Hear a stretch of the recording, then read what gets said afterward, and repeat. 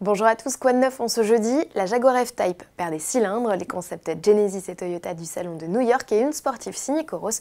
Pour finir du sport, Alonso troque le baquet de sa F1 contre celui d'une IndyCar.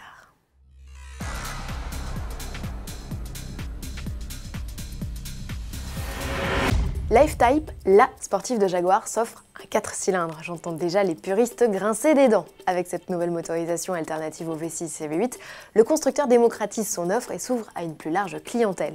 Ce bloc turbo-essence de 300 chevaux, dont les performances sont équivalentes à celles du V6 de 335 chevaux, notamment sur l'exercice du 0 à 100, permet aussi à Jaguar d'abaisser les tarifs.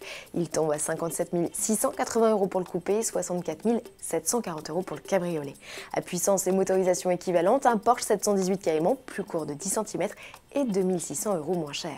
Équipé de son 4 cylindres, la F-Type voit son poids diminuer de 50 kg, ses consommations chuter de 16% et son malus ramené à 3 290 €. Esthétiquement, la F-Type 4 cylindres se repère à leur sortie d'échappement central. La sonorité a d'ailleurs fait l'objet de toutes les attentions. Ce coupé et ce cabriolet, Jaguar les a révélés lors du salon de New York. Justement, profitons-en pour jeter un œil aux nouveautés présentées. Outre les surpuissants Jeep Grand Cherokee Trackhawk et Dodge Challenger Demon, le salon américain est l'occasion de découvrir le GV80 de la division luxe de Hyundai Genesis. Ce SUV 4 places, rival annoncé des Volvo XC90 et BMW X5, n'est encore qu'un concept. Sa particularité, fonctionner avec une pile à combustible à hydrogène. Charismatique, élégant, le Genesis GV80 est aussi high-tech avec des écrans individuels pour les passagers arrière et un système multimédia de 22 pouces à l'avant. Autre concept, autre style, cette fois direction le stand de Toyota à la rencontre du FT4X, un crossover aussi futuriste que fonctionnel. Il dispose de panneaux de carrosserie amovibles ainsi que d'un réfrigérateur et d'un micro-ondes intégré dans les portes d'un coffre à l'ouverture plutôt originale. Toyota a même pensé à greffer sur la carrosserie extérieure une prise de courant et une caméra dans les rétroviseurs pour se saisir de vos meilleures balades. Cet engin au look proche du FJ Cruiser, produit dans les années 2000, n'a pas vocation à être commercialisé. Il s'agit pour le constructeur japonais d'explorer de nouvelles idées de personnalisation.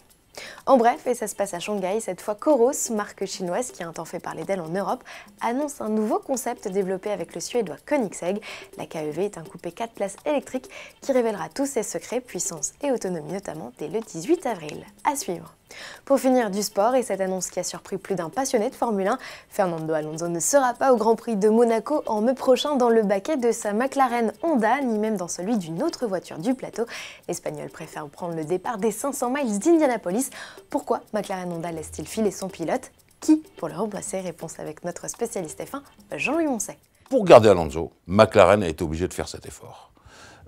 Et Honda aussi, et de dire, bon, il faut ménager quelque chose pour Fernando parce que, je reviens à quelques entretiens précédents, il va nous claquer dans les pattes. Alors je me demande, je suis quasiment certain que notre Jenson va prendre le relais. Rien n'est décidé pour l'instant, mais on n'est pas loin. Je pense que les Britanniques ont déjà annoncé sa participation au Grand Prix de Monaco.